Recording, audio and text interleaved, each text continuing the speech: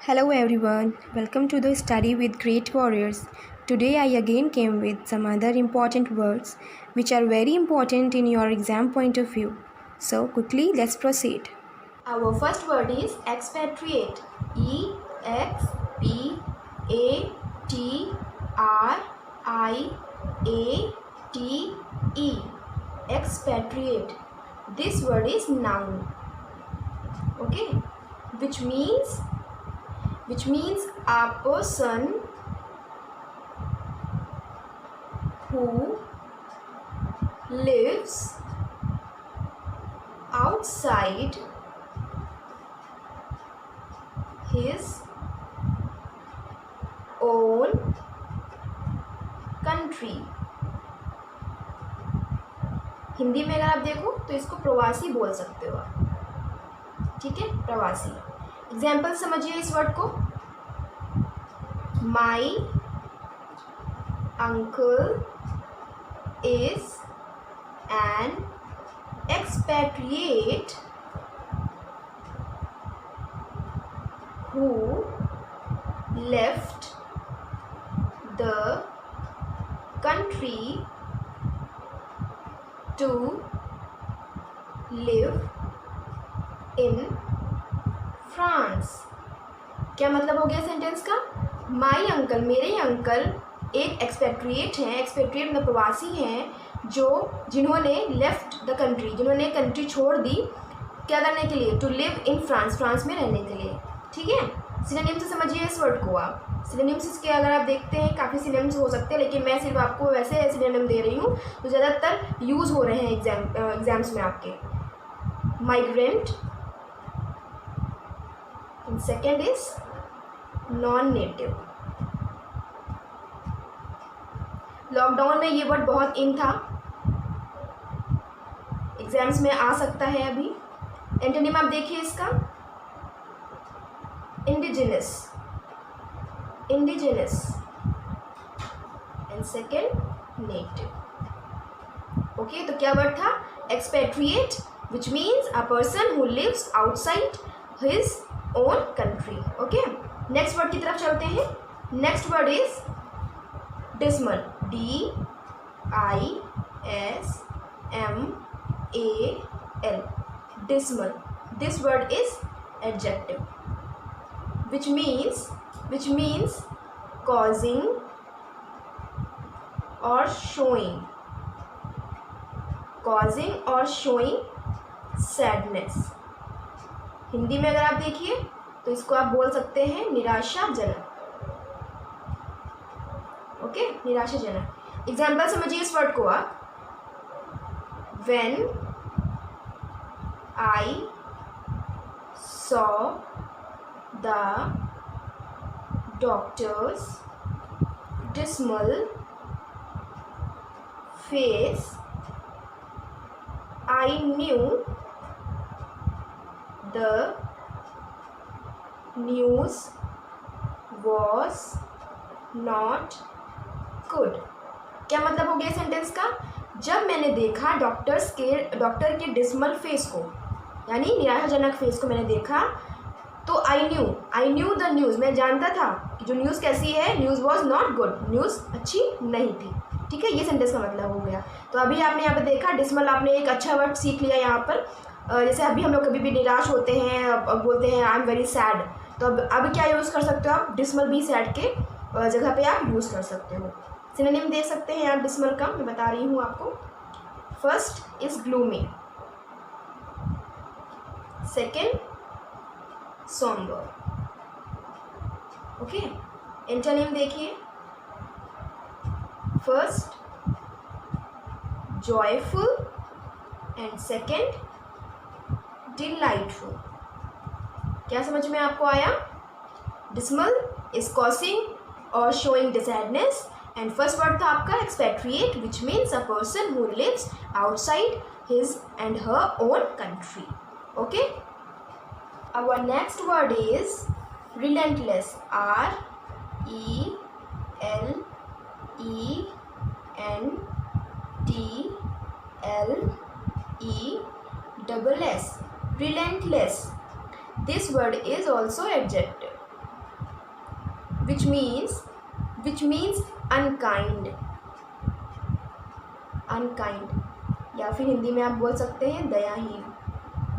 Okay, example समझिए इस word को आप। If you are relentless in pursuit of your dreams, you will achieve them।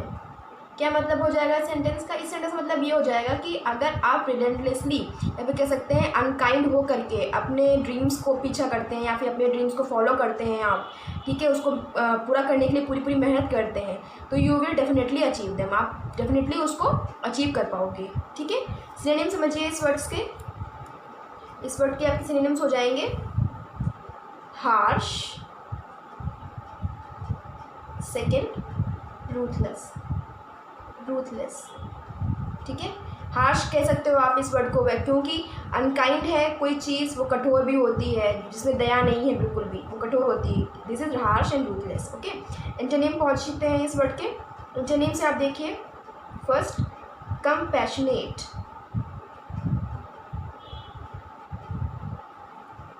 Second time. Okay, next word की तरफ पहुंचते हैं। Next word is deter, D-E-T-E-R, deter. This word is verb. What does it mean? It means discourage from doing something, या आप हिंदी में अगर आप देखना चाहो तो किसी चीज़ को रोक देना, रोक के रखना। ठीक है, प्रिवेंट जिसे आप कहते हो वो हो जाता है मतलब। एग्जाम्पल देखते हैं इस वर्ड का। Fear of failure should not deter you from what? From trying. मतलब ये हो जाएगा कि अगर आप फेल हो जाते हो तो फेल होने के बाद क्या आपको रुकना नहीं है, आपको दोबारा से ट्राई करना है। ठीक है, तो कहने का मतलब वैसे यही है कि अगर आप फेल हो गए हैं तो आपकी जो फेल्यूर है वो आपको रोक नहीं सकती है, क्या करने से? दोबारा उस चीज़ को ट्राई करने से। ठीक है, सिनोनिम समझते हैं इसके। Synonym is dissuade, second delay.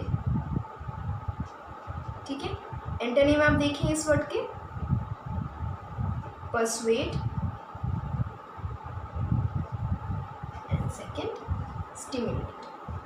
Stimulate. Okay, next word देखते हैं। Next word is daunting,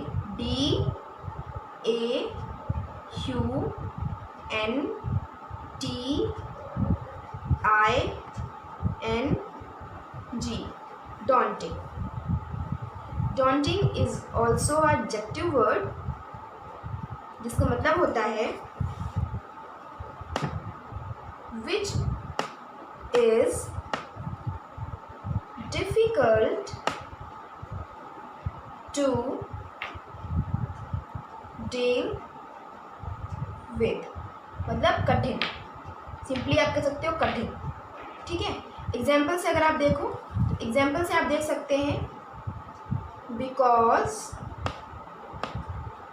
Riya is not good in science she will find